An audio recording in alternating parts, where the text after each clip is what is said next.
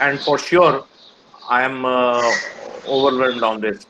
So not wasting much of our time. I mean, it's so good, and I have to go through a big test today because I have my ideals viewing my lecture.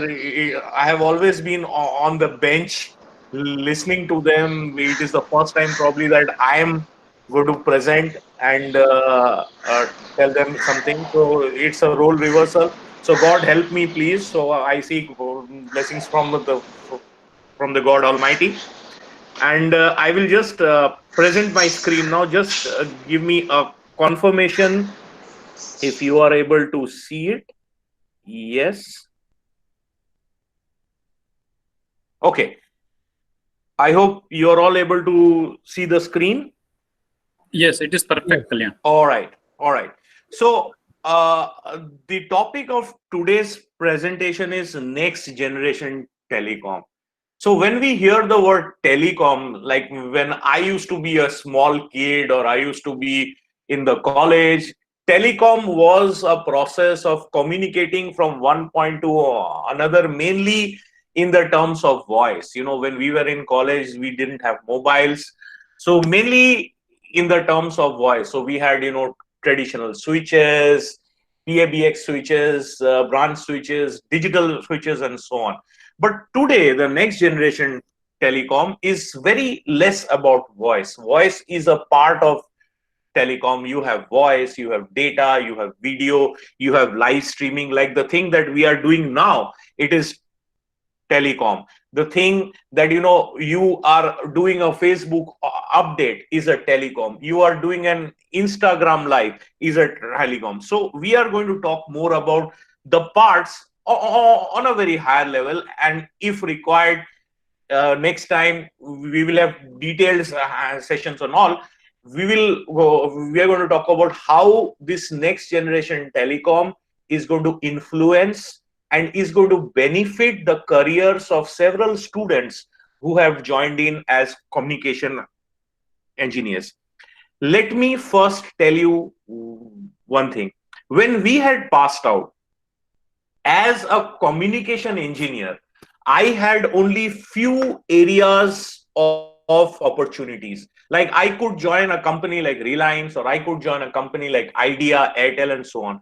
But today, communication as a science and as a technology is omnipresent. So it may not be the case that communication engineers will only be absorbed by a communication company. A company not essentially into the business of communication, but uses communication as a service, will also need a communication engineer at a higher space. So, going ahead, if we look at the major sections of a telecom operator, so the telecom network is divided into three parts majorly. One is called as the core. The core is basically a part of the network that houses all the main functions. You can say this is the brain, the heart of the network. So it will house it will house the main switch, it will house the GGSN, it will house the main gateway, the media gateway, the service gateway. So all these uh, components are there in the core. The core routing, the gateway router. So how a particular network connects to the external world and switches within itself in the internal world is done by the core. Then we come at transmission. Transmission is the entity of the network that connects the core to the user or to the last mile. So you can say that this is something like the arteries and veins of the network. The transmission network has to be the robust part. It has to be the most robust part in order to have a good sanity and have a good reliability in the network. Then we come to the last mile. Now, when you are dialing a number on your phone or you are making an update on your data, from the phone, from your phone or from your end device to the nearest POP, or the point of presence of the telecom network, this kind of a network or this kind of an access is called as the last mile access. The last mile access can be wireless, it can be copper, it can be fiber, it can be FTTH, it can be FTTB, it can be microwave, it can be anything, but anything that connects the user to the telecom network entity is called as the last mile. So if you see the next slides, the core network consists of your voice switching, your internet gateway, authentication, data peering, deep packet inspection, analytics, and assurance. Now, why I'm stressing on these three parts? Now, I'm stressing on the core transmission and last mile because generally, when you as a communication engineer will enter the industry, you will have a kind of a choice to enter any of these three fields. Now, this is very important to make a kind of a decision that which kind of a field you are interested in telecommunications. So when you are entering a telecom organization, say like Jio, so Jio has a portfolio in core, it has a portfolio in virtualization, it has a portfolio in transmission, it has a portfolio in last mile. So you need to build up your interest on what you want to work in. Okay, so you have the voice switching, internet gateway, and all that in the core network. When you come to the transmission network, as I said, this can be the arteries and the veins of the network. The first and the foremost thing that you need to understand that this provides a reliable connectivity from the core to the last mile. What is the meaning of reliable over here?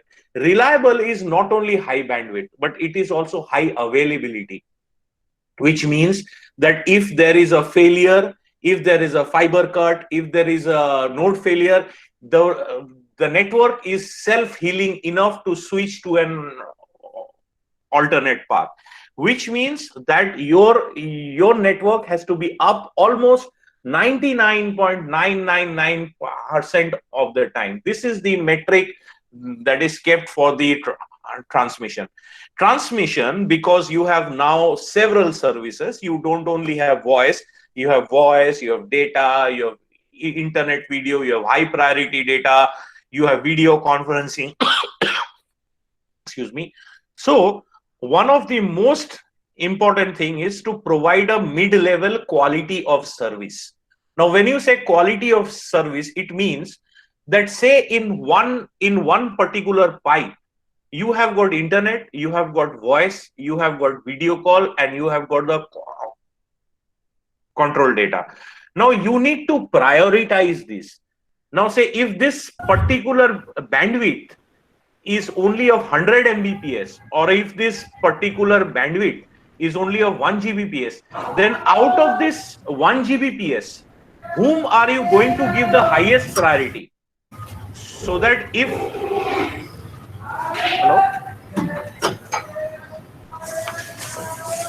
hello?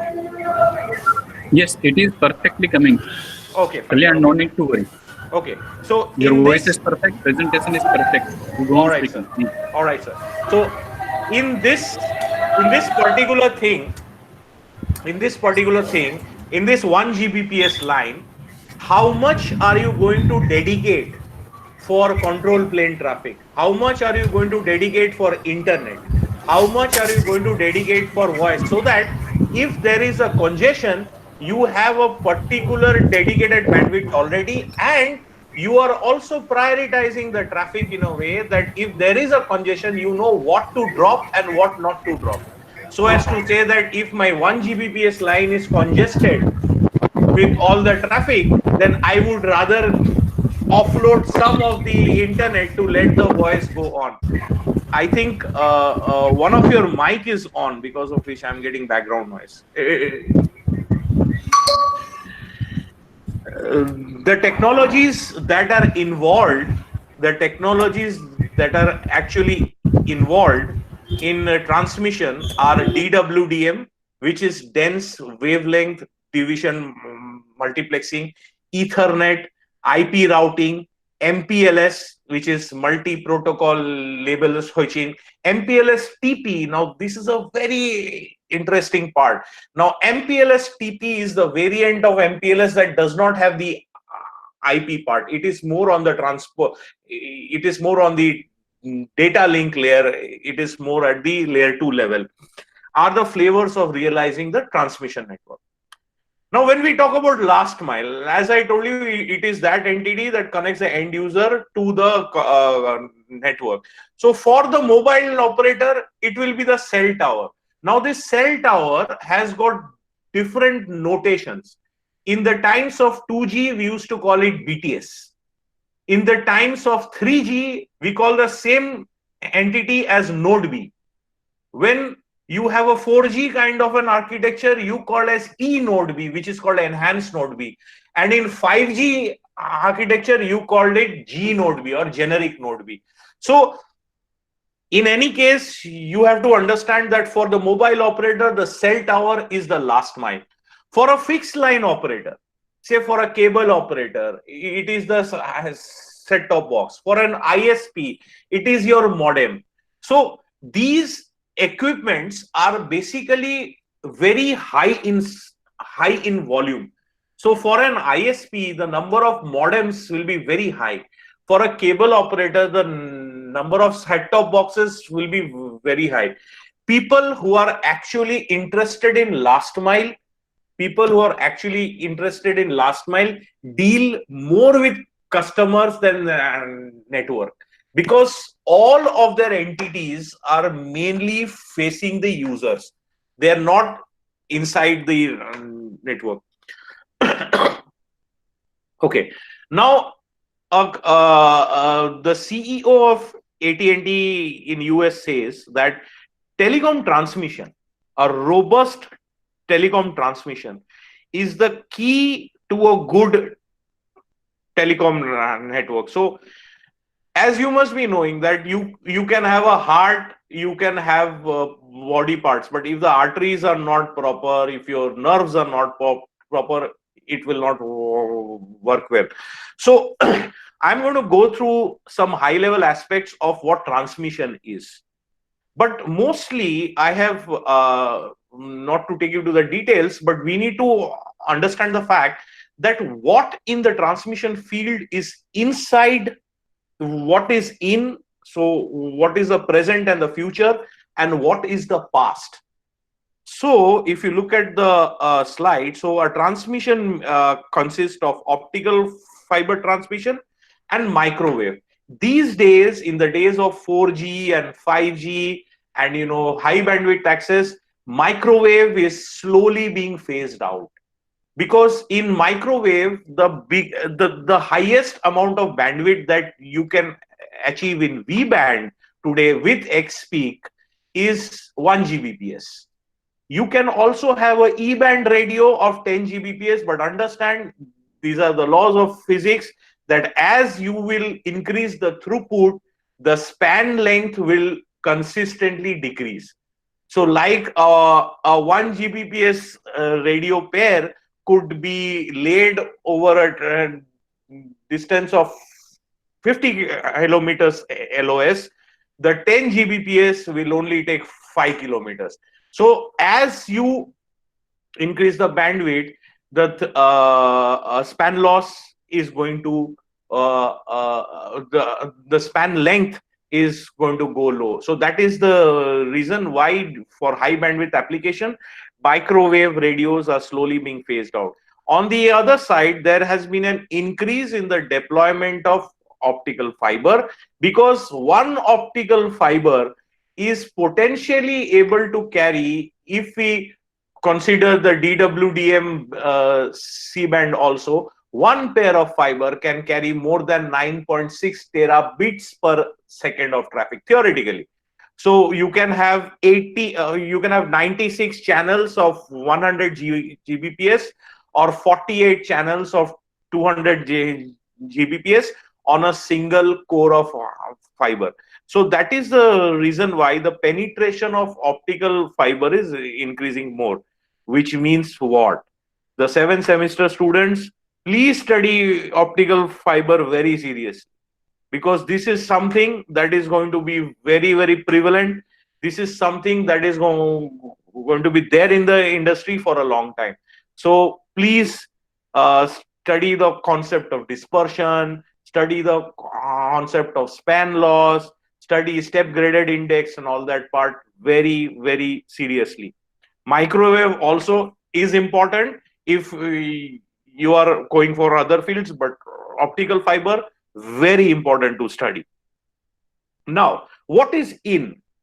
Now, if I am not wrong and if I am still correct, there is a book called Andrew S. Tannenbaum, which is supposed to be the Bible of communication.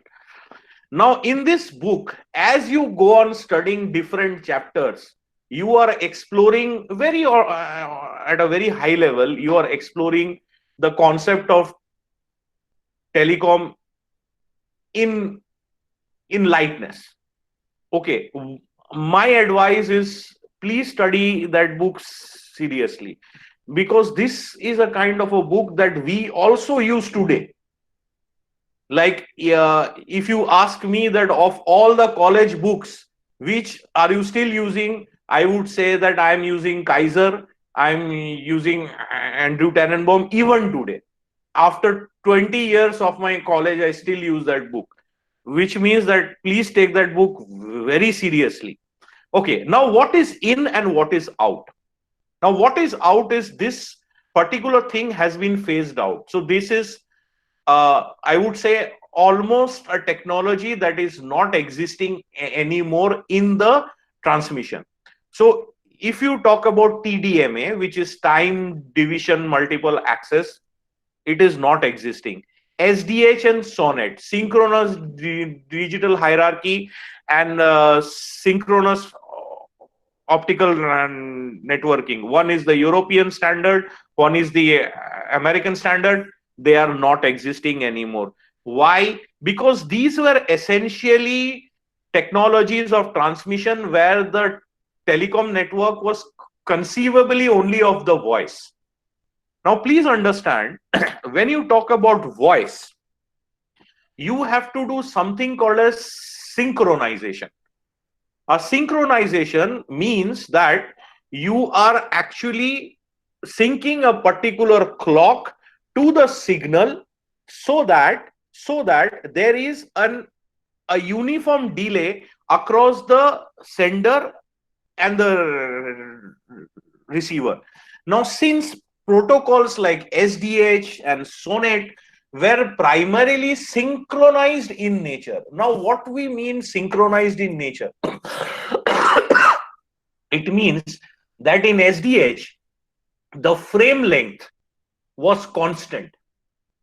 If you study the frame length of SDH, you will see that each and every frame of an STM is only 125 microseconds long, which means what? That if I have a device which is looking at the start of the frame every time, then it can raise a square pulse with a regular interval of 125 microseconds just by looking at the frames, which is why SDH is called as synchronous digital hierarchy. Now, this is not possible with Ethernet, because when you send the data length, the data field can be variable in size. It can be 46 bytes long, it can be 9,000 bytes long, which means what? That if I put a clock source and I program it in a way that please raise a pulse every time you see the start of a frame of Ethernet, the output will not be a synchronous output. It will be an asynchronous output. Therefore, you need to understand that voice on TDM was a synchronous kind of an approach, and data which used to be on Ethernet is an asynchronous kind of an approach. The problem usually happens when the voice network and data network merge to become a homogeneous network. Now, there were options before to actually carry the data on the SDH network. So Ethernet was carried over SDH, but as and when the time progressed, we saw that the requirement of voice is diminishing and the requirement of data in terms of bandwidth is increasing. Therefore, it is more apparent to make the network more Ethernet centric than voice centric. That is why today the SDH transmission scene is totally dead. You only have networks on Ethernet, and whatever voice is going, which is a synchronous kind of a scenario, it is going over the Ethernet as a TDM. So instead of Ethernet over SDH, you are now having TDM over Ethernet as a technology to carry voice. Then you need to understand that the bandwidth demand has increased. So what we need is a programmable optics DWDM. What is DWDM? DWDM is dense wavelength division multiplexing. It means what? I am sure all of you have studied WDM. WDM, to make it very, very simple, it is like a prism. It is like a prism wherein you put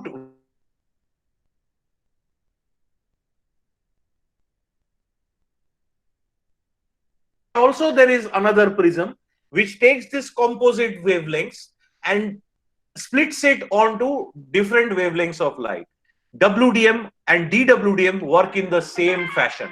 The only thing is that in each and every carrier, the spacing in between each and every carrier is as low as 100 gigahertz or 50 gigahertz in size, which means that in one specific C-band spectrum, I can have at least 96 channels of 100 gigahertz of 50 gigahertz each, and each channel can be enabled to carry at least 100 Gbps of bandwidth, which means that I am actually increasing the capacity of the network without investing in more number of core of fibers. I'm creating logical fibers inside the fiber. Then you talk about universal cross connect on OTN. Now, what is OTN? Now, when you have Ethernet, when you have SDH, when you have fiber channel, when you have HD, SD interface, you need a universal kind of a line interface which is able to frame all and carry it all in one line. This particular thing is called as OTN. I will explain it in brief in the next slide. Another thing that is in is IP enabled transport. So students, if you are planning to have certification in CCNA, CCIP, CCIE, please do it now. It is a very good time. It is a very good time and it is very, very valued in the field. Then it is Ethernet last mile access. You must be knowing that in older times, there used to be a pair of copper wire that used to come to our house and that used to connect to our phone. Now this thing is gone. What you have is either you have the fiber coming to your house as an FTTH, or you have a 4-pair or an 8-pair you have a 4-pair RJ45 Ethernet cable coming to your house, sitting on a modem, and this is combinedly giving you internet, television, and voice at the same time. So the last mile access has graduated from being a plain copper wire to a modem to a now comprehensive 4-pair Ethernet or a fiber. The last two of what is in slice network is very much important in 5G, which I will explain you. And another part which is very interesting is SDN. SDN stands for software defined networking. Now understand that when we talk about 5G, when we could talk about fixed wireless access, when we talk about high speed broadband, the volume of nodes is going to be so high that you need to have a kind of a consolidation of hardware and software. Now, when I tell you that I need a router, the first thing that comes to your mind is a particular appliance that has a particular program of the hardware. Now, SDN is actually segregating the control software from the hardware itself. So if you need a Cisco router, you need not buy a Cisco hardware. You can have your own server or of your own device wherein Cisco router software or a virtual entity of that uh, router can be applied.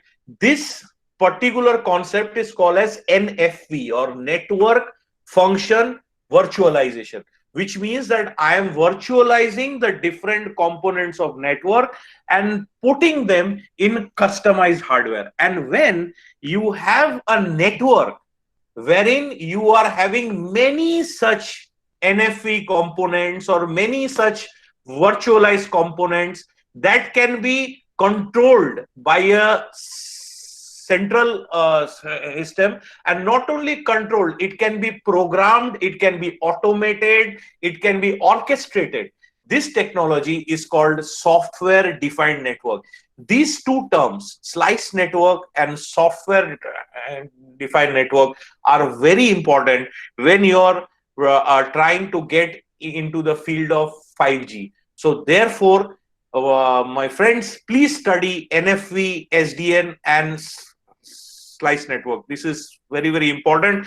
And I am sure as a fresher, when you are coming to an industry selection, and if you are able to at least contribute even 10% of your knowledge to this, that you know this, the recruiter or the hirer will understand that, okay, you are knowing something that is there in the future, that is there in the present. So I request, please go through this.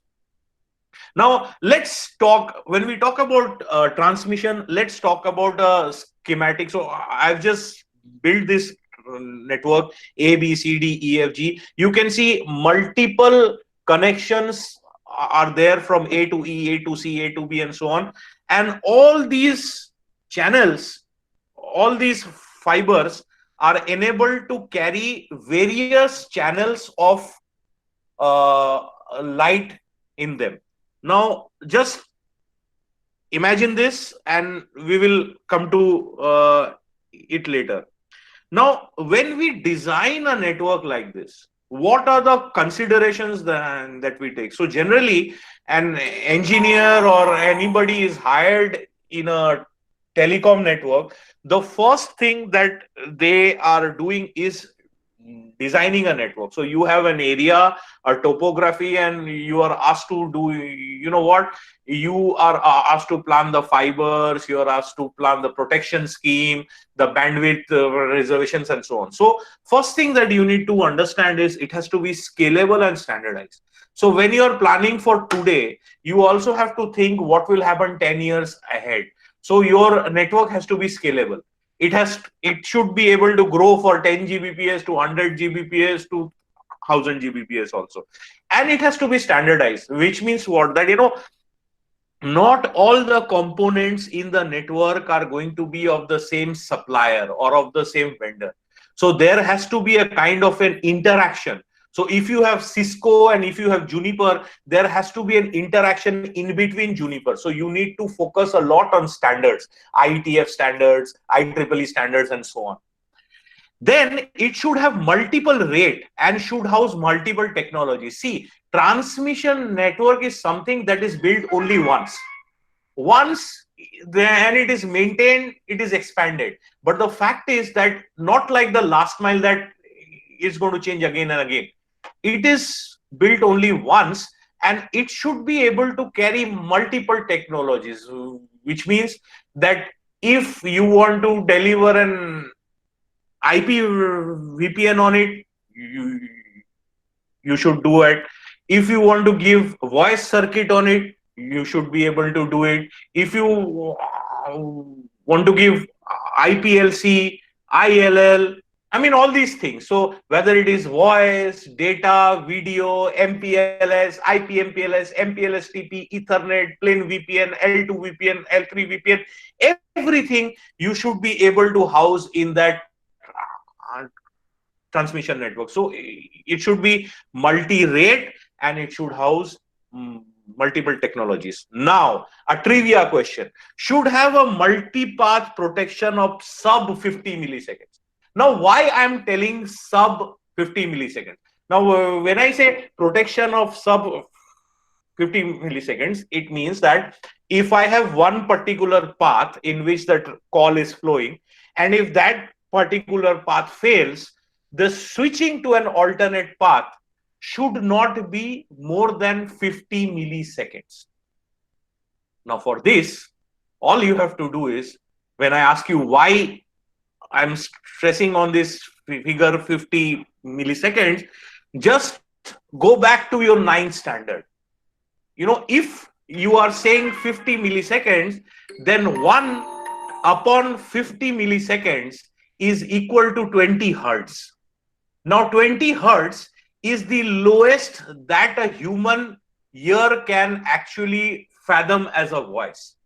So if my switching time will be more than 50 milliseconds, my frequency response is going to fall below 20 hertz, which is going to be less than 20 hertz, wherein the voice switch will consider or interpret it as some kind of a wander and not a voice, and there will be a drop in coil, which means that in order to establish the integrity of the call, in order to establish the integrity of the real-time video, not the non-real-time, because if you talk about TCP/IP, there is an acknowledgement and retransmission also done. But when we talk about real-time videos or real-time voice, the thing has to be less than 50 milliseconds.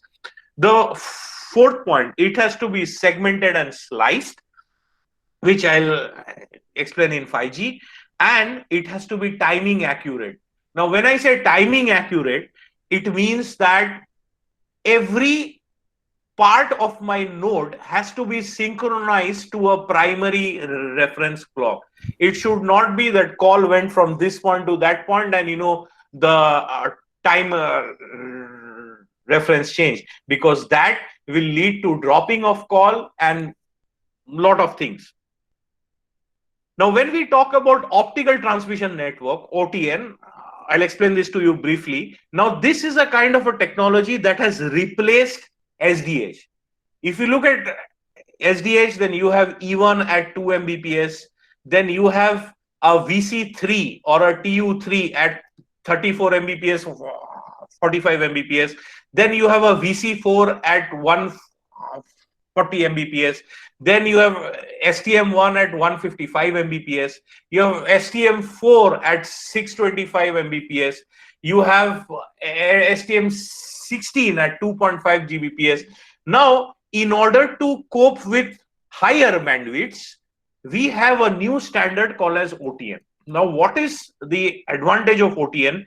OTN has higher granularities of bandwidth that you can see on the right, and on the left you can see it can take multiple clients as their inputs. SDH could have only taken a definite input from an E1 or from a copper to fiber, but in this case the client can be an Ethernet client, the client can be a fiber channel client for banking, the client can be an SDH SONET client, legacy client, the client can be a video client or any other media. What it does, it maps this to a particular framer and to a particular line. The lines can be 10 Gbps, OTU2, OTU2E at 10.7 Gbps, OTU3 at 40 Gbps, though 40 Gbps is not used these days. It has become obsolete because the cost of creating a 40 Gbps line and a 100 Gbps line is the same. So that is why this OTU3 is almost not used. these days. You have the OTU4 at 100 Gbps, and now you also have the OTU-C2 at 200 Gbps. Now, when we will have a session on DWDM, I can explain all these things in detail, because each and every subject is so deep that it is going to take at least 2 hours to explain each and everything.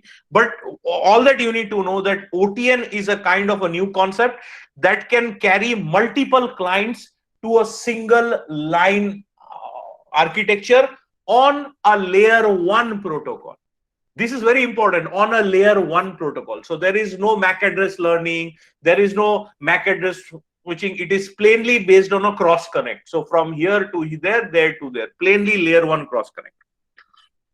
Now, let us understand the case of a multiple failure. When I'm talking about a case of a multiple failure, I'm actually talking about this. Imagine the same network that I had shown. Now understand, there's a traffic that goes from A to D and follows this path. Now there is a failure in this path. Now immediately this traffic has to switch to this path, and this path has to clear out. Now there is a fail in this path. The traffic has to switch back to this path and clear out over here. Then there is a failure in this path. It has to switch on this path, which means what? The concept of ring network is not existing anymore. What you have is now a mesh network wherein there are multiple alternate paths. Now, if you are being asked that how are you going to realize these kind of protections in different layers, the answer is your next slide. In layer 0, I hope you have not learned this layer called layer 0. Okay, so you have layer 1 as physical layer, layer 2 as data link layer, layer 3 as networking layer, layer 4 as transport layer, then you have the session layer, presentation layer, and application layer. Now, when we talk about the telecom network, we are generally concerned with the hardware layers. We are not concerned with the software layers at all. Now, layer 0 is something which is below layer 1, which is actually your fiber.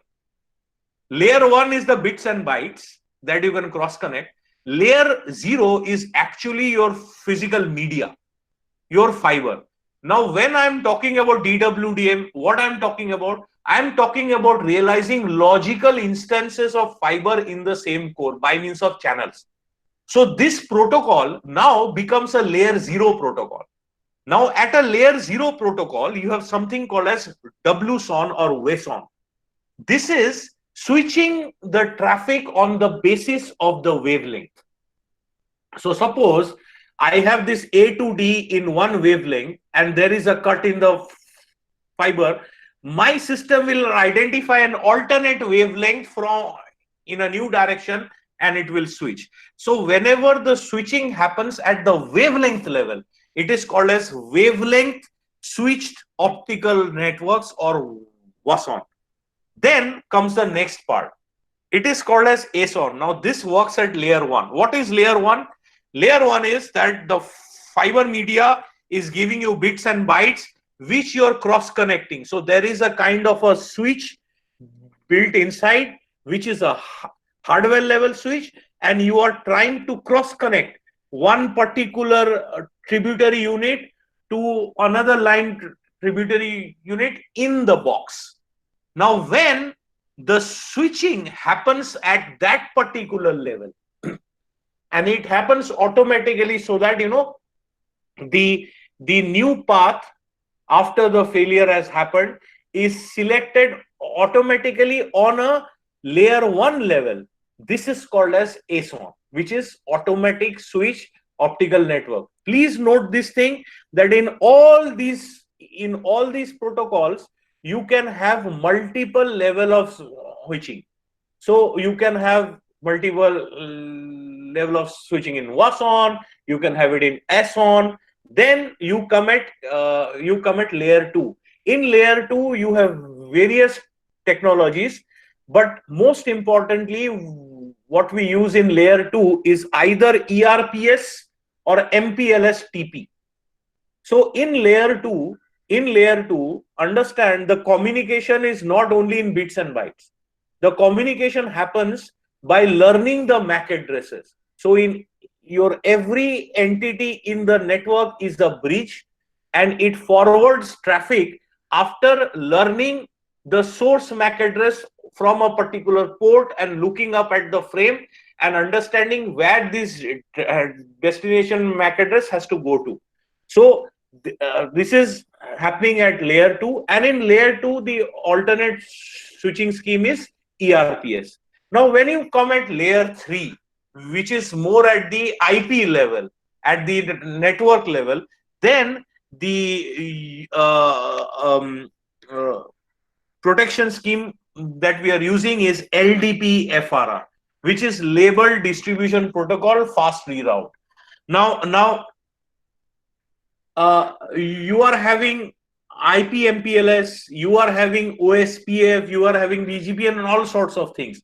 But generally, when you are asking for a less than 50 millisecond switching, the other technologies like OSPF, BGP are not comprehensive enough to do that. So therefore, you need a scheme called as FRR, or a fast readout.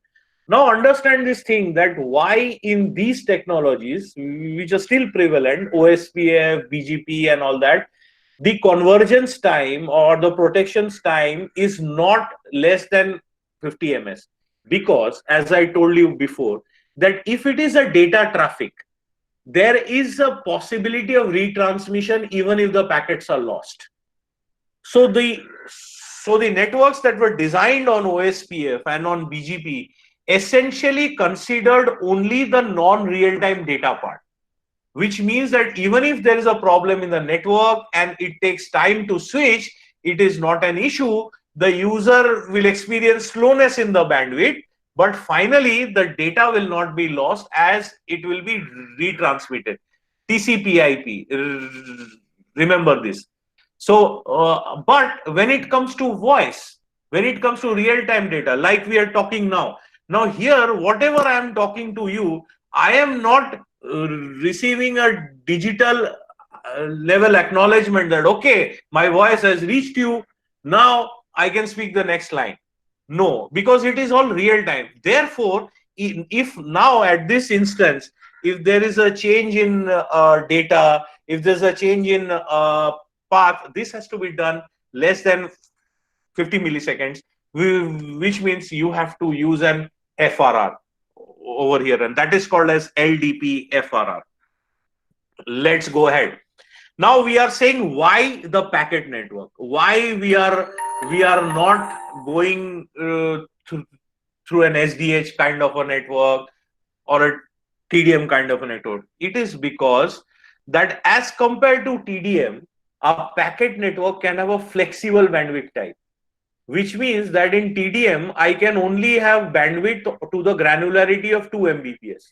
Now, if I want to give 512 kbps to a customer, or 1 Mbps to a customer, or say 4 Mbps to a customer, or say 5 Mbps to a customer, so I end up giving bandwidth in granularities of 2 Mbps only.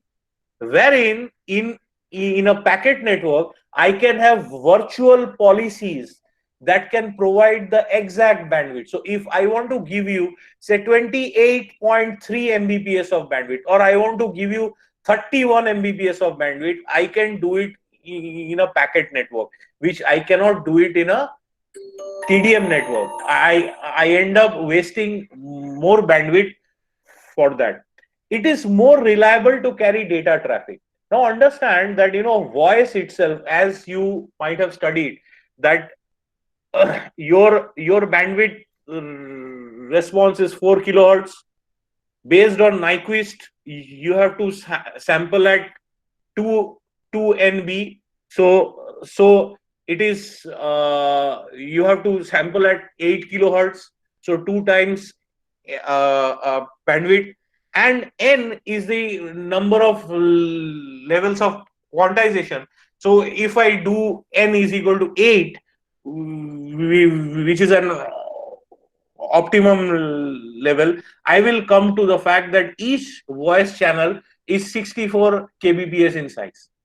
Now, like this, if I add 30 voice channels, so 32 voice channels, I come to 2048 kbps. That comes to 2 mbps of a one even frame. But nowadays, voice is not carried like this. You have several technologies, like you have ABs, you have voice compression, wherein your voice is not a 64 kbps channel. It can be compressed to even less than that, and this is very efficiently carried over a packet network, because then you are not resorting yourself to framing.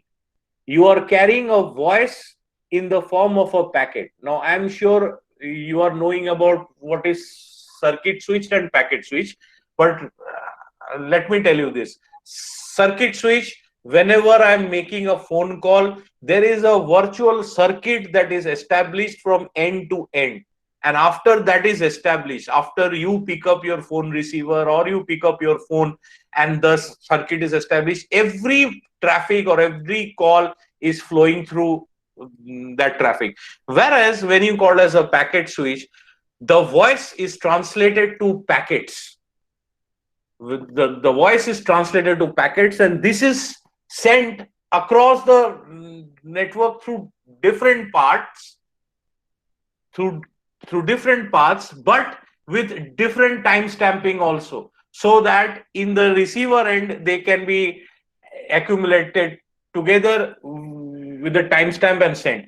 This media of carrying, this method of carrying voice has been found to be very, very cheap, because understand, in a circuit switch network, I am using up all the resources end to end for a particular time, even if the voice bandwidth is more or less. So, like, even if I'm shouting on the phone, or if I just keep the phone and stay silent, my circuit is engaged till that time. But when you talk about VoIP, it is considering the voice volume as well, the voice transcoded to packet. So therefore, it can save on bandwidth, it can save on line. So that is why it is more reliable to carry data traffic as well as voice traffic. As I told, it is economical and less per bit cost. So if you are being asked this question, that why do you think a packet network is better than TDM, this is your answer. It has more flexibility, it is economical, it is more efficient to carry traffic, and there are multiple routing abilities. As I told, that a packet data can follow many paths, so there are multiple routing abilities. Now we come to 5G concepts. There are very few slides. I'll not take much of your time now. So if the thing that I want to tell you is, you are not late for 5G. So many people who are there in the first year or in the second year will think that यार क्या होगा, अभी तो मेरे को और 2 साल है कंप्लीट करने में या 4 साल है कंप्लीट करने में, और तब तक तो मार्केट सैचुरेट हो जाएगा. The thing is not like that. The 5G roadmap is very long. The 5G to be really established will take another 10 years, if not less. It will take another 10 years, if not more, I'm sorry. So, as on today, we are only doing test deployments of 5G. We are still not sure whether it will be a successful in a retail scale or not, because there is lack of funding, there is this COVID-19 pandemic, there is an economic slowdown and so on. But what I'm trying to say, that take this as your opportunity, because if there is an economic slowdown, it is not for you. It is for the people who are working. For you, it is an opportunity, which means that this thing is going to be delayed, and for you, it is going to be a new thing to start with. So therefore, start studying about 5G.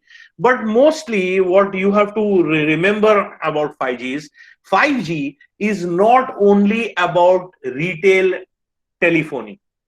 So 2G, 3G and 4G was all about increasing the speed of the interface of wireless. 5G is not only that. As you can see, This is a pyramid. On the left bottom of the pyramid, you see a term called massive machine type communication. This is called as MMTC. Now, massive machine type communication is what? It is machine to machine communication. Now, let me give you an example of it. All of you might have heard this term of IoT, Internet of Things. Now, what is Internet of Things? Internet of Things is placing the internet above the human interface, which means that I am not expecting only the internet to survive on phones and laptops and PDS, but I am also wanting devices, the electrical devices like my air condition, my microwave, my television, to be connected to the internet so that I can control it from anywhere, anytime. Now, this seems to be kind of futuristic to you. So, let me bring you to ground. Understand the role of GEB, Gujarat Electricity Board. Now, Gujarat Electricity Board has to invest in so much of manpower just to do the reading of the meter on one particular date range, right? Now, this reading of meter is done by humans. It has to employ almost thousands or even more employees to do this reading, because all these readings have to come in one particular time frame. You cannot take a month to read all. Every person can be mapped to only 100 houses, and only then you can have the readings on time. Now, what if I am able to connect all the meters in my homes to an internet interface, so that I have a centralized control, and on in one click I am able to get the meter readings accurately of all of them, and I am able to feed it to a billing system to automatically generate bills. What will it do? One, it will reduce the kind of manpower that I have to invest in. Number two, it will increase opportunities of skilled labor than unskilled labor. See, unskilled labor is what? The person coming to your house and reading the meter. It is unskilled labor now. Now I am getting rid of that particular volume. It is very cruel, I know, but it is a fact. So I am getting rid of that, and I am actually automating this entire system. Now, what I have to do due to that? Number one, my option is I can connect all my meters to a particular fiber network, which means what? I have to put fiber in all the houses, which is expensive. Another option is, if there would have been a wireless interface, say for 100 houses, or for 100 houses, I have a particular wireless hub, and every meter can communicate to that hub and send me that data. This is very, very efficient. It is very, very cheap. It is very, very reliable, and because the user interference is going to be very, very less, and it is going to do my job. Now, this is where I need 5G. Then, to study water meters, then to have automated signaling in the traffic lights. Now, let's understand the case of Shamal Char Rasta. Okay, so in Shamal Char Rasta, what happens? There is 132 feet ring road. There is this road going to this Jodhpur Gam, and there is a road that goes elsewhere. Now the signal is equally intervalled for all the exit points, though the traffic is not the same.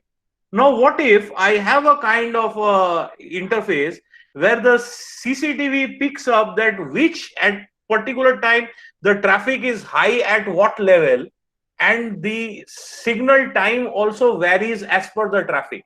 Now, this is a cumulative interaction or a joint conjunction of your control system and your network. This is called as URLLC, or ultra reliable low latency communication. Understand, in this case, latency is of a big factor. You need to give the signal immediately. The time delay has to be very, very less, so that due to some electronic interference, the actual traffic of the roads is not affected. And this is called URLLC. URLLC further goes ahead to make self-driven cars, augmented reality, and so on. Another part is e-healthcare. Now understand, there is a patient in Palanpur. He wants to be operated on the gallbladder, and the doctor is there in Ahmedabad. Now in Palanpur, if I have a robot, a very accurate robot, and the doctor in Ahmedabad is just wearing this augmented reality gloves, and he is able to place his hands on a dummy and operate, and whatever he is doing, robot is also doing. This is possible by means of 5G. This is also possible by means of a direct fiber connection, but that is expensive. So in order to have mass availability of automated services, you need 5G. It is not only to increase the speed in your phone, because that option is the lowest option that we are doing now, and that is called as enhanced mobile broadband. So when I say enhanced mobile broadband, you will be able to see 4K videos, you'll be able to see UHD videos by your mobile internet plan. And that is what we are trying to say. So is it clear on 5G? Okay, so we move ahead. One of the most important concept of 5G is the sliced network. Now, when I talk about sliced network, what is a sliced network? A particular big network, when I segregate on a hardware level or on a software level to provide services to different entities, is called as a sliced network. For example, say Airtel launches the 5G network in India, and one particular slice of that network it gives to GEB for its smart meter operation. One slice it gives to broadband. One slice it gives to educational institutes for e-learning. Now this is called network slicing. Now how is it different from making VLANs? How is it different from making VLANs? It is different in the way that now Ethernet is having a new concept called as flexible Ethernet. In flexible Ethernet, you have one single interface of 100G divided into, already pre-divided into 20 slots of 5 Gbps each. Now, in this case, you do not need to make a segregation at the software level, which means that the packet, whatever is traveling, will not be required to travel to the packet buffer, to the routing engine, and to be rerouted. It can be straight away bypassed on the hardware layer, which is why your latencies are going to go down like anything. A 5G network demands a latency of around less than 1 millisecond.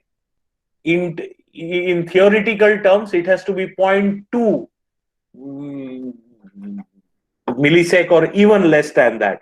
So when you want to have those amounts of latencies, all you have to do is segregate the slices in a hard fashion. And another thing, you have to bring the core, which is sitting far ahead from the last mile. You have to virtualize it and bring the core entities more to the edge.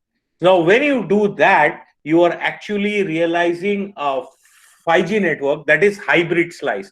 A software slice is actually making an instance of the core and bringing it to the edge. A hardware slice or hard slice is actually creating a hardware defined path to entities to eliminate the delays that are there in the buffer. Now, thinking about the future, 5G plans to add $13.2 trillion in the in the global economy. So there is money. So there is money. So money is not the problem. 5G plans to create 22.3 million new jobs. So when I'm saying new jobs, what I'm talking about, these are the jobs that are skilled jobs, which means that you need to be accustomed to technologies like SDN, NFV, artificial intelligence, machine learning, uh, analytics, and so on.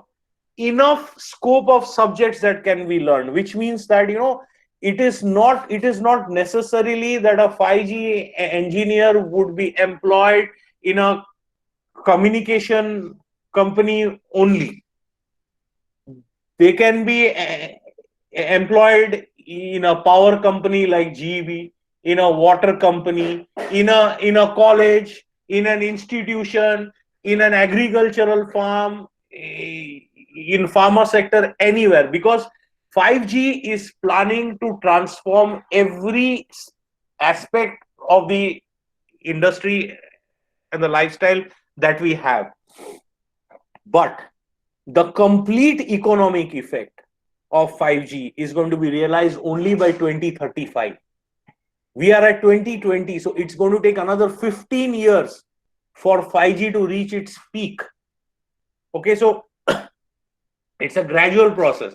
So things, if you are doing communication engineering and you are thinking that no, the field is getting saturated, telecom is getting saturated, please think again. It is not getting saturated, it is getting transformed. There is a difference in between getting saturated and getting transformed. If you are coming with old ideas, old technologies, you will fall into the bracket of saturation. But if you are coming with new concepts like SDN, like NFV, like machine learning, like 5G, like artificial intelligence, OTN, packet routing, multi-packet, you are falling to this new dimension of opportunities altogether. So, what as a student should I focus on? A student should definitely learn these 6 parts. Go to Google, go, you have your internet. In our days, we didn't have smartphone. Our parents did not give us mobile phone also. So we had to go to cyber cafes at time to do some things. Okay, but you have information at your fingertips. So learn about artificial intelligence and machine learning. Very important. AI and ML. SDN and NFV, software defined network function virtualization. Very important. IPv6, we are talking about Internet of Things. IPv4 is limited. It will not have so many public IPs at all. So you have to go to IPv6. This is the new stream that you have to go. DWDM, if you are interested in optics, learn about DWDM. Next generation wireless. If you think you want to progress more in, if you want to progress more in the wireless aspect, you learn about next generation wireless. Then about core network. Learn about IMS. Learn about IP media hub systems. Learn about core networks. Learn about voice switching, GGS and SGS, and so on. And to summarize, what courses you can pursue? Pursue CCP, CCNA, CCIP if you are into IP. Pursue data sciences for AI and ML. Pursue any course that covers the design aspect of telecom. However, it is most important. It is most important to understand that the new telecom networks are about software defined structure. NFV and SDN. NFV and SDN are your most important weapons if you want to survive in the new industry. Then you need to choose whether you want to be in last mile, you want to be in transmission, you want to be in core. This is an era where you have to specialize. You cannot say that okay, I can do this, I can do that, I can do this. No, Focus and focus on only one stream. And now the last two slides is what I have put is what the industry wants from you. So you are as a fresher, if you are coming for a job interview, I know that I have to invest 6 months of my time in you. I have to invest in training for you. I have to train you. I have to make you as a valuable asset to my company, which means I am not only looking for knowledge, I am also looking for something else apart from knowledge, which is your skill and attitude. Understand, your CV or your resume is your syllabus. A job interview is the only exam in the world where you decide your own syllabus.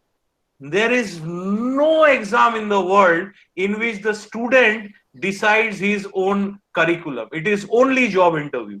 Whatever you write in your CV is your syllabus for the job interview.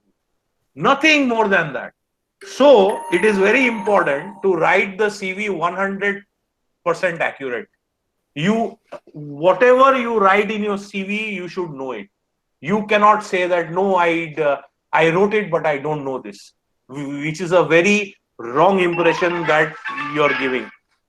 Another thing, you need to have a practical approach. So there would be certain aspects that would be theoretical in nature, but what the guy is looking at on the other side is how you are going to deal with it practically. Problem solving ability. I am not asking for you to give a solution, but your problem solving approach. Then awareness of the current telecom and communication scene. You should be very much aware. Go to the internet, read the articles of how the industry is shaping, and do as per that. And then communication skills. And the last slide is the big turnoffs that we do not expect from any fresher. When some fresher tells me that I do not remember this, I did it in the 4th semester, you will lose your chance. Because if you can remember A, B, C, D, E, F, G, H, which you learned in nursery, you should be able to remember what you have done in 4th semester period. You cannot forget it. You know how to eat your food, you know how to take your bath, you know how to read A, B, C, D, E, F, G, H, you know how to read English. Means these are the things that you studied in 9th standard, 2nd standard, 1st standard. So how can I expect that you forgot something that you studied 2 years back? So you cannot. You cannot. So you are an engineer for 4 years, not for the last sem. So whatever your teacher has taught you, right from first year to the final year, you should be able to know. You should be able to have that knowledge. Do not build a long resume. It is a big turnoff. Any resume of a fresher that is more than 1 page, we throw it in the dustbin. We do not take it. We do not want to see big words, because when we hear big words, when you write a line, you are inviting 25 questions on that line, which you will not be able to answer if it is wrong. You should be able to describe yourself in 5 minutes, because you are in that particular present state of career where you are just starting. So whatever I am asking for a description, it should be just 5 minutes, not more than that. There are people whom I have interviewed who have gone on talking about themselves for 20 minutes, and they are freshers. We are not looking at them, because then you are not giving the opportunity to the interviewer to ask more question to you. Not aware of current technologies. You should be aware of current technology. There cannot be an excuse that this is not taught to me in the college. You have internet, you have access, you have to search the internet, and you have to be aware of the current technologies, because technology is something that is changing as we speak. As we are speaking now, a new innovation is being done. So you have to be aware of it. And then too much of beating around the bush. If you do not know something, say I do not know. Do not beat around the bush. It is very, and this is something that I didn't learn in job, by the way. This is something that reminds me. Kiran her is there already. I remember when I was attending the Viva of DSP, digital signal processing. My first my, my first my first attitude was, if I don't know, I will say I don't know, because it is a very complicated subject, and I didn't know many things, but I did not beat around the bush, because we are sitting amongst we are sitting among some people now. Mihir sir, Kiran sir, Kinnar sir, Arun sir, Maradia sir, Janvi madam. These are people who will make out that you are beating around the bush.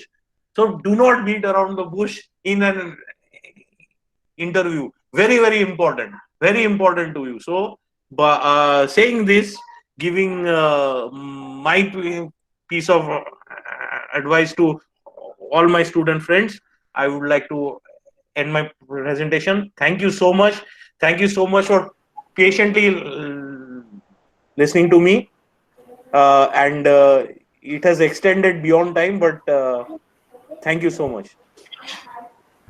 Thank you, Kalyan sir, for giving such a informative information regarding current technology, and I think our students will definitely clear about their careers, because nowadays electronics and communication students are in dilemma which field to choose. Ma'am, So there's now, one. if Ma'am, you there's one request. Ma'am, there's one request. Please don't call me Kalyan, sir. My name is Kalyan, and I still prefer that. That okay, is my name. At least not in my college. if you allow, then we have a Sure. question answer round, sir, for a few For minutes. sure. So I For request sure. all the participants who join can write your question in Question, chat box, and I request Kinner sir For to sure. moderate the question. Yeah. So if anyone has question, you can try speaking because there is no Vitlani that sir much had time. already asked two questions, Kinnar sir. Vitlani sir had already asked one or two Yes, questions. Yes. we can see in the chat box. I'm seeing that. So this sir is saying that, but the video, for video, lowest frequency is 0 hertz. It is Vitlan sir has You are right. Vitlan sir has asked You are hybrid right, slicing sir. is based on spectrum sensing. No, no, no. Hybrid. When I talk about hybrid slicing, I'm talking about two aspects. Okay, so if you look at a transmission network, there is a physical part wherein I am introducing the flexible Ethernet, which one particular port of 100 Gbps I can predeterminedly slot as 20 sub ports of 5 Gbps each. So that is hardware slicing. And the software part of the hybrid slicing is that when I am taking functions of the core, like if I have a DPI, if I have a voice switch, if I have a MRF, media resource function, I am making software instances of that, and I am bringing it very close to the user, so that when the user is making a call, his traffic is not rerouted all the way to the core. It is going to the edge node and rerouting from there. So hybrid slicing is a combination of that in the transmission. In the spectrum level, you are right that I can give a part of the spectrums to one slice and to another. That is called as dedicated spectrum compartmentalization. To be very frank with you, sir, it has not yet been done in India at all. It has not yet been done because India, the spectrum is so expensive. India, the spectrum itself is so expensive that directly leasing a part of the spectrum by sacrificing other becomes very, very costly to us. So yes, that is my answer to slicing. Next question, ma'am.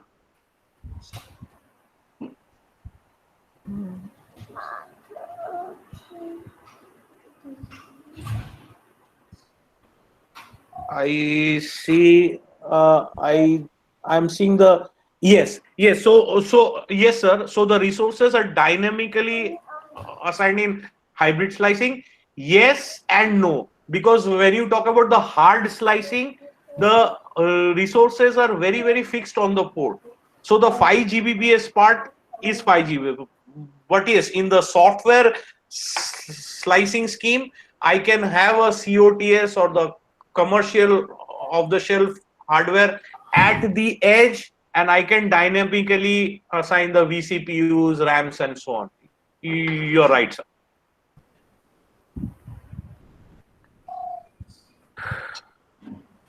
Which book we prefer for 5G communication by Shivam Pandya? Shivam, unfortunately, I do not have any books as 5G is still in inception and realization. But you should definitely go to Google and read this.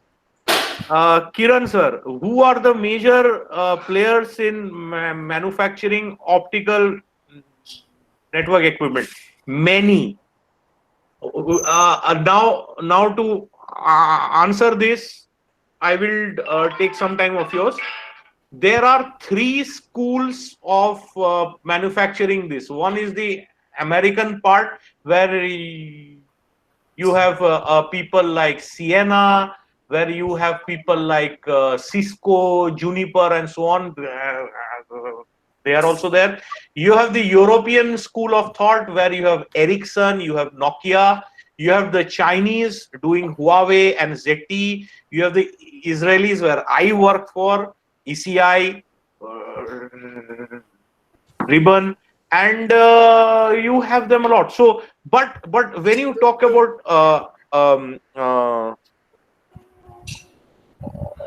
optical equipment, I am talking plainly about OTN, DWDM, and packet equipment. So yes, there are many, sir.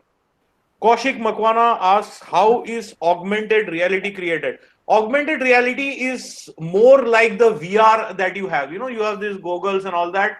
So augmented reality basically is a higher version of VR, where you are not only as a viewer, but you can also be an intruder. So like I said, you know, there is a robot in Mehsana or Palanpur, and the doctor is there in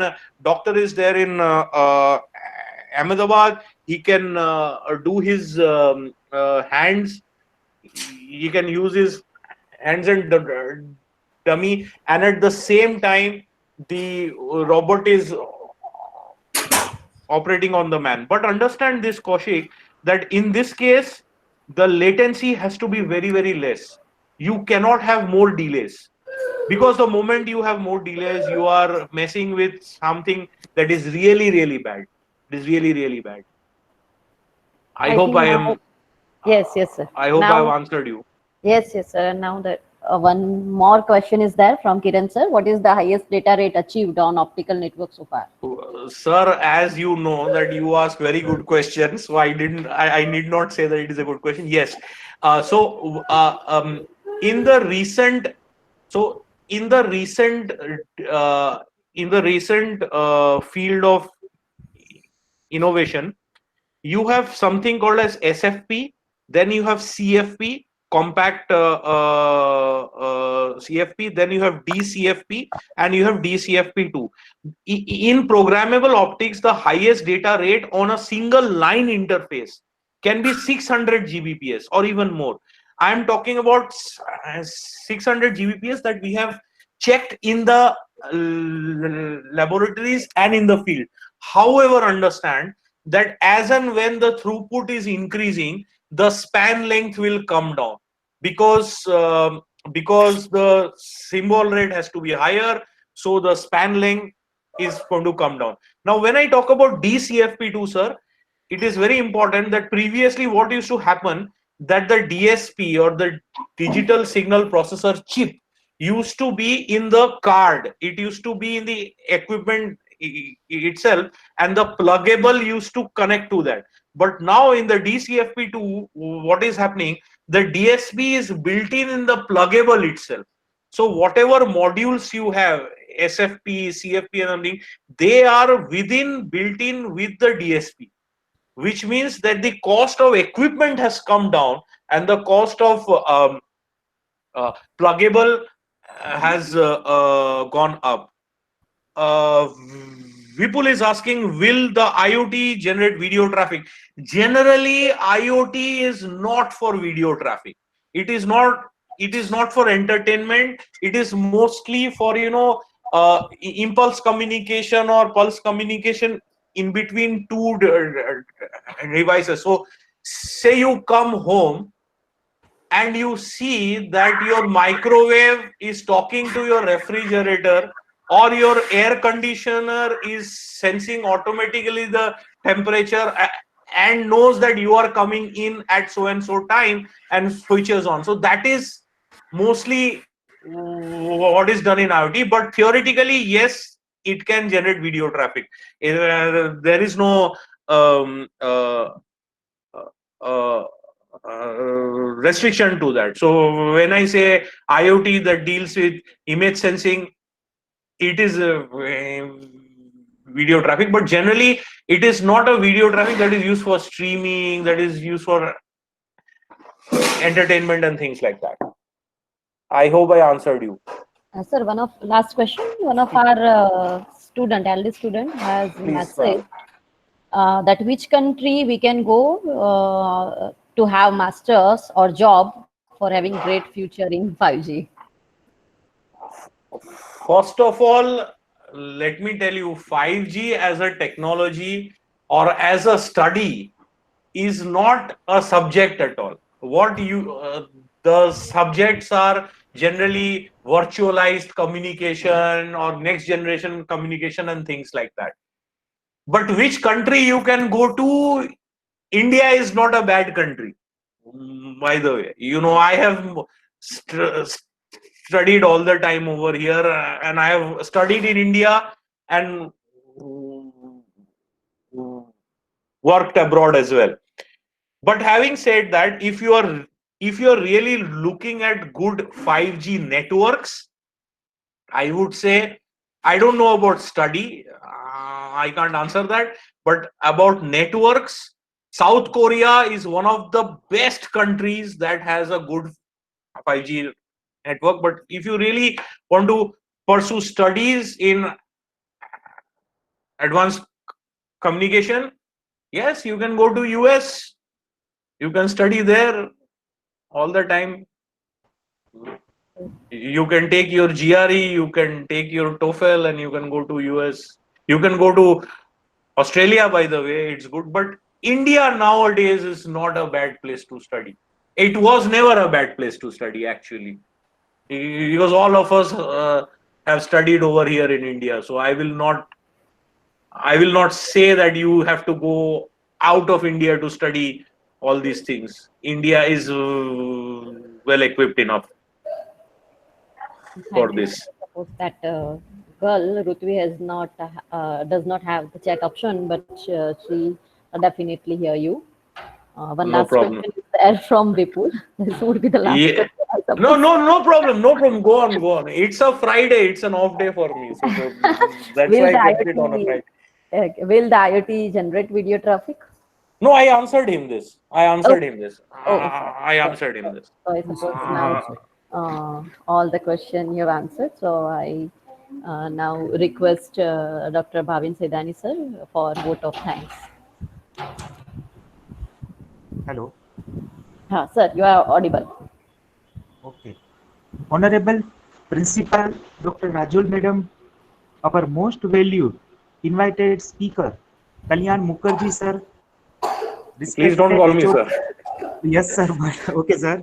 Respected HOD Mihir sir, Dr. Kiran Parmar sir, Dr. C.H. Vitlani sir, Dr. K.G. Maradia sir, all faculty members and my dear students. It's my privilege to have been asked for vote of thanks on this occasion.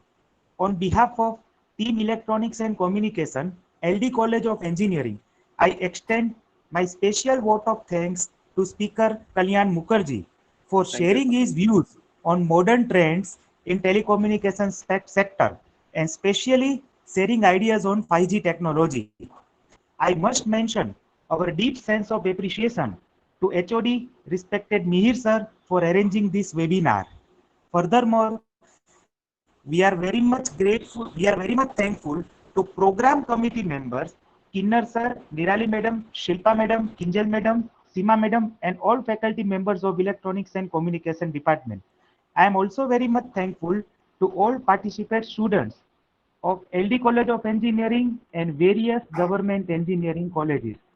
Sir, as you said, that non-saturation of communication in terms of job, it's really a big sentence, because nowadays still some communities are believing that there is recession in telecommunication sector. But personally, I feel that recession is in our mind, not in telecommunication or not in real world.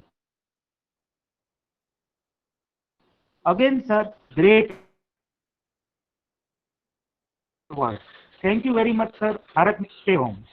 Thank you so much. Thank you so much, all of you, and it's been an honor to present in front of great stalwarts and my students. I have always worked the moment I have been in this industry. I hope Kinnar sir acknowledges this, Mihir sir acknowledges this, that I have always worked for the betterment of students, so that they can come and get absorbed with us. We have many proud students from GTU who are there in my company, who have been absorbed and doing fine. So I wish and I really hope that the same thing continues from for years together. And with that, thank you so much. Stay home, stay safe, and all the best. Any student want to give feedback? Any student want to give feedback? Please give feedback.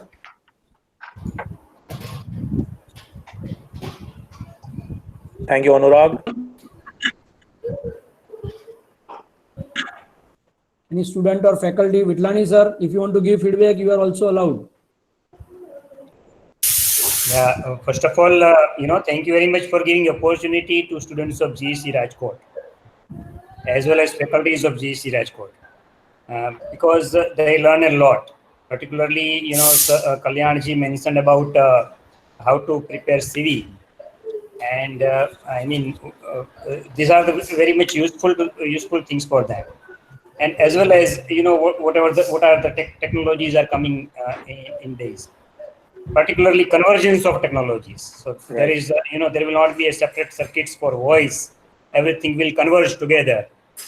Data, voice, everything will be, coming together in 5G. So it was a great session. Thank you very much. Thank you, sir. And sir, to remind you that my in-laws are staying in Bhavnagar, and I started my career from Saurashtra. So okay. I am aware of geographies like Rajkot, Doraji, Upleta, Porbandar, Khambalia, Motikhawdi, everything. So thank you so much, and it's a pleasure to meet you, sir. Any student want to give feedback? Please welcome.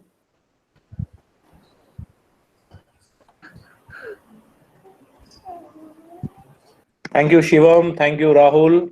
I can read your messages. Thank you so much. Okay. Thank you, Kalyan.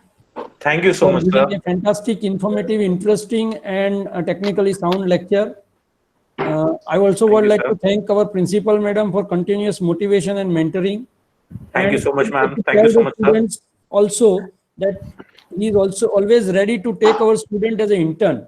So those who are interested, they can send their biodata this year, or 6th semester student can share their biodata for internship at the any telecom company to him. Okay. Thank you. Thank you so much, sir. Thank you, everyone.